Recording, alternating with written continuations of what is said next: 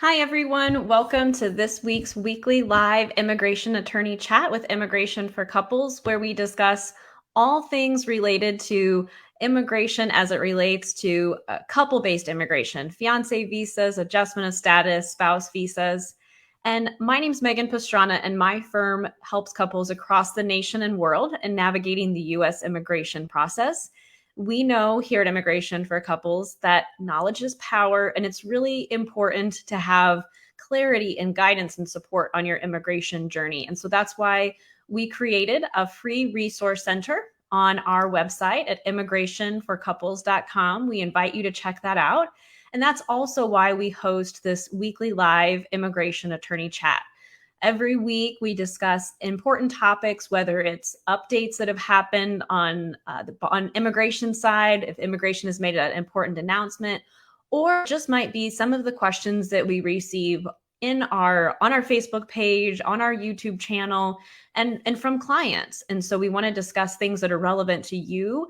And after I go over the two topics that I have here today, if you're joining us live, please feel free to drop your comments in and your questions in, or just let me know if you don't have any questions. Just let me know you're here and say hi.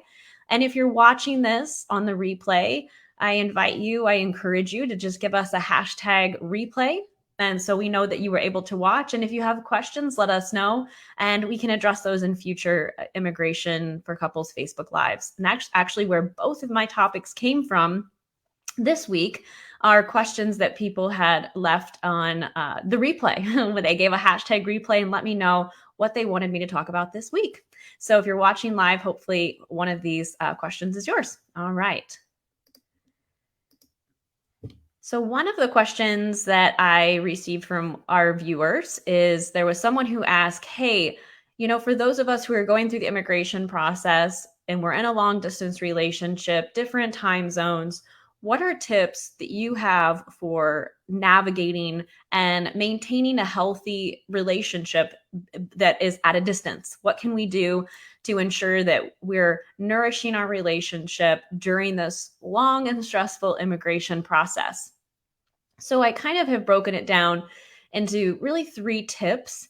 And I'm not just making up these tips. I have lived these tips. When my husband and I went through the immigration process, there was a lot of time that we were apart. And so we had a long distance relationship, and we learned how to nourish our relationship, how to strengthen our relationship, and also to build resiliency individually, because that's really important. If you have watched any of my prior videos, maybe you've heard me say that one of my favorite quotes is that pressure can burst pipes or it can make diamonds. And so the immigration process is stressful. It's pressure. And you can let it, break you and break your relationship. If you're not careful, that happens. And that breaks my heart when I see that the couples don't make it through. Or you can lean into that discomfort and that stress and let it help you to build your resiliency and have a stronger relationship and come out, choosing the diamond side, coming out even better on the other side. And so let's go to these three tips that I have. There's probably many. And for those of you who are watching, if you are in a long distance relationship, if you have any tips or anything that's worked for you, please put that in the chat so other couples can benefit from your experience. That's why we have this Facebook page and all of these support and all of these resources. So the first tip that I have is really be intentional with making sure you're setting aside time for each other, be it every day or every week. Just be cognizant of the fact, yes, we're apart, but what is something I can do to let my significant other, be it fiance or spouse, know, hey, I'm thinking about you today. And there's so many different things that you can do to be intentional with your time and to still spend quality time together, even if you're in two separate countries. And some creative ideas that I'll give you is that just doing some voice memos. Those are actually really fun, to just leave each other a little voice note. That can be through WhatsApp, or there's so many different ways that couples and that we as human beings with technology can communicate.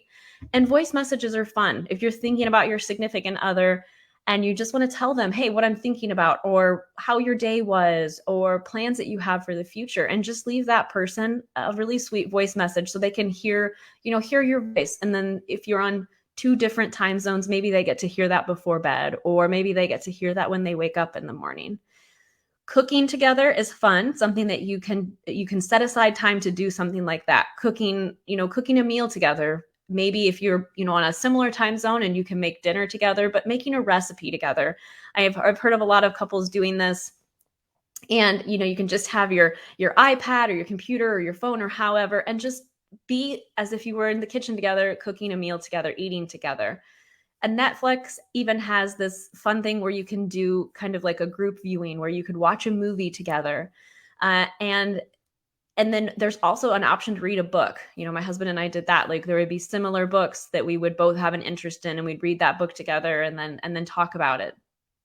And there's just so many ways that you can set aside time and be intentional. It can be something small or it can be something planned, like those examples that I gave. But setting aside time to really, be together, connect, learn more about each other, and just letting the other person know that you're thinking of them. That is really that very first tip. And then my second tip is to be present, be grounded in your own day. What I mean by that is that, as human beings, it's so interesting that being present in this moment is something that's kind of a difficult, or it feels difficult or onerous. We spend a lot of time either in the past, thinking about what happened in the past, thinking about things that we did the day before, or memories from years before. So we spend a lot of time in the past. And we also spend a lot of time in the future thinking about, the immigration case, how long is it going to take, and what's going to happen, and what if, or worrying about, your next day of work, or whatever that might be. But as human beings, we spend a lot of time in those places, the past and the future, neither of which is the here and now. And so we miss out on being present. And to be present, why is that important for your relationship if you're both at a distance? Because if you are, the reason that it's important is because if you are ruminating over the future, worried about, your immigration case, hyper focusing on, oh, this is so frustrating. We're so far apart. I don't know when we're going to see each other. I hate this distance. What you're focusing on tends to grow. And so if you can ground yourself in the present moment, how do you do that? I find that when I need to be grounded, I like to meditate. I like to go on walks. I love to volunteer at the local animal shelter. And I have so many other hobbies that I like to do. And you have things like that too. So even though you're apart, you both are individuals. You both have things that really fuel you and really make you feel alive. Focus on those activities. Be present in those activities. Enjoy those activities. Let it fill your cup, because if you're taking care of yourself and doing those things instead of hyper focusing on, like I said, the future or the immigration case, you're going to have just a better immigration experience and a better day-to-day life if you're engaging in that self-care. So that's the second tip, to really ground yourself, be present in your day-to-day life. And then it makes it fun when you both do talk about your day. You have all these amazing things that you did that filled your cup, and then, your fiance or spouse as well.